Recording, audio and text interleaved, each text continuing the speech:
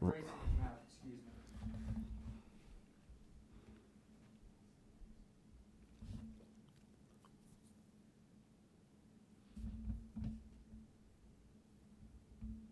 Hey, Racey, Brooks Gabina from The Advocate. Good to see you, man. How you doing?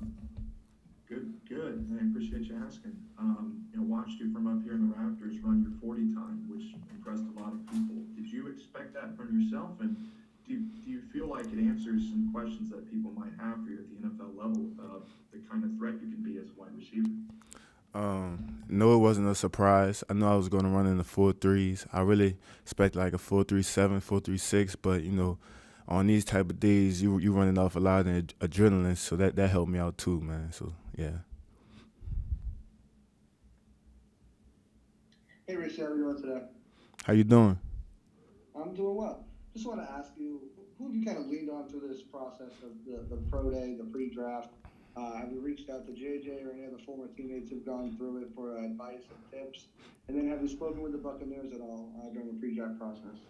Yeah, I've been to the Senior Bowl, so I spoke with the Buccaneers there. They had some good things to say about me.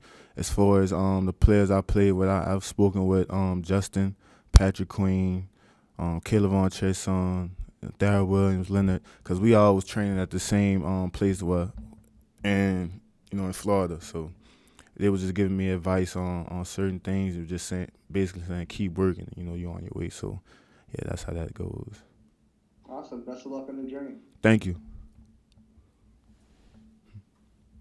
Hey, Racey, Amos Morale from WWL Radio in New Orleans. So Wanted to ask you just in your conversations with NFL teams, how much have they asked you about special teams? Because while you were at LSU, you made some real big impact plays in that area, and I know it's a big part of the program. Just how much has that been a thing that teams have been asking you about, something they've been trying to get more info out of you?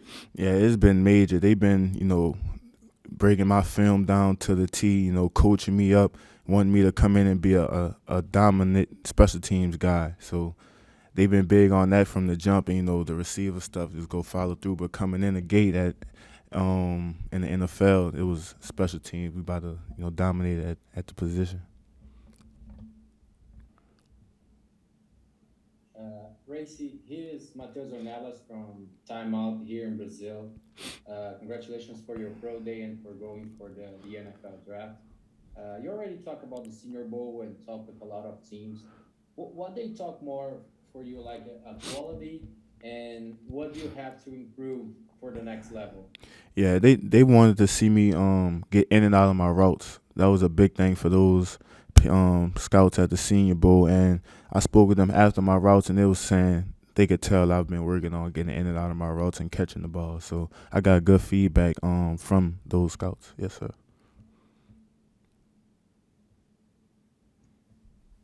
Racey, I'm just curious. Amos asked about special teams. Do you think you're a guy at the next level?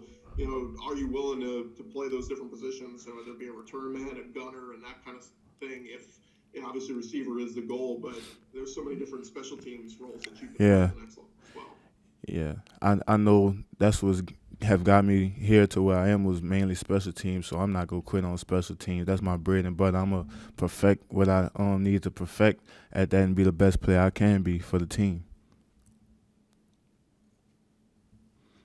Racey, Alex Fleming, Florida Sun. How was your pro day today?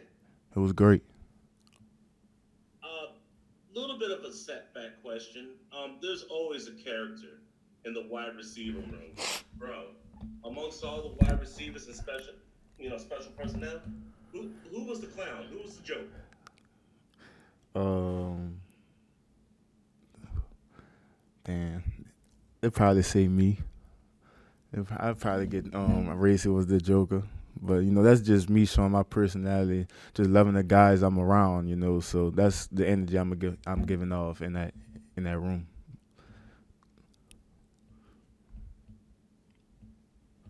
Hey, Racy, Jacob Infante from Windy City Gridiron. Appreciate you taking the time to talk to us today.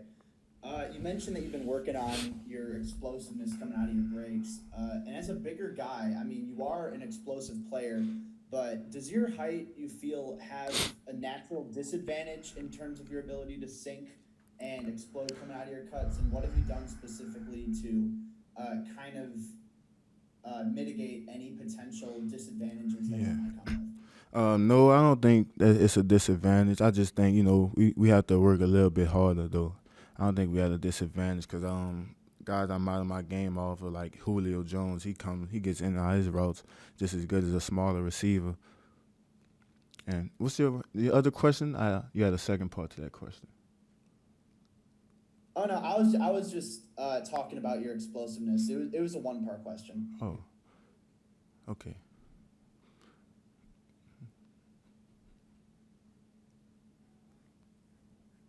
Hi, Racey. Brooks Cabina again from The Advocate. I believe you only had one run today, and that's probably all you needed. Could you take me a little bit through your recovery at the end of the season and getting back prepared for today, and how you trained for this after injury at the end of the year? Yeah, to be honest, it lingered a little bit throughout the beginning of my training, but LSU done a great job getting my agent, working with Jack Marucci, just getting me back on, getting the things I needed to get my hamstring back to 100%, and from there, building my strength and getting back flexible. It was, sky's the limit once that came all together.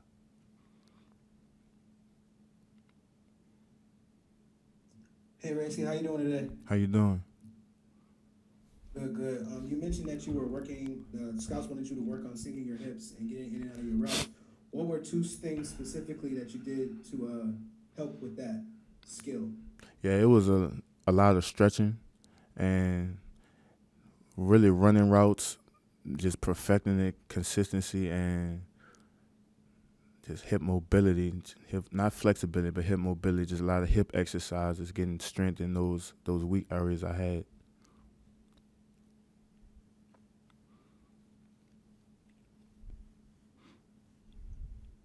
Hi, Racey. Megan Price with Sideline Sports. Is there a particular type of offense that you would like to work with, or a specific QB that excites you? I like Joe Burrow. Absolutely. Yeah, I love Joe Burrow. So me. I mean, as far as the offensive scheme, just wherever I get drafted, just hopefully, I fit perfect into these schemes, so things work out well. Well, that makes sense. Congrats on the numbers you put up today. Thank you. Unless we have any more questions, we'll finish with Michael Cobble here.